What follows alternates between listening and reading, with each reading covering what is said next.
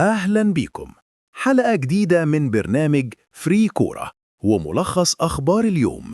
فضلا وليس أمرا، اعمل لايك للفيديو واشترك في القناة عشان يوصلك كل جديد. العناوين: الخطيب يكتسح انتخابات الأهلي وقائمته تفوز بالتزكية. سيد عبد الحفيظ بيكشف كواليس حسم صفقات الأهلي الجاية. تورب بيستعيد قوة الأهلي الضاربة قبل ماتش المصري. الأهلي بيبدأ المعسكر الخاص للسوبر في الإمارات قريباً.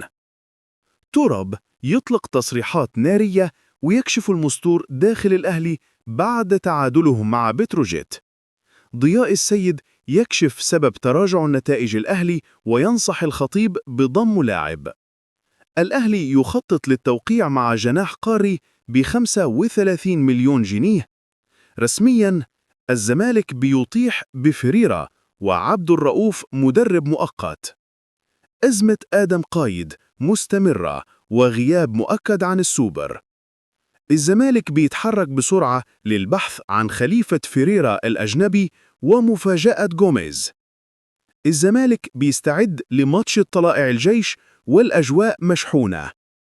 التفاصيل: الكابتن الخطيب ملك القلعة الحمراء. الأهلي شهد النهاردة حدث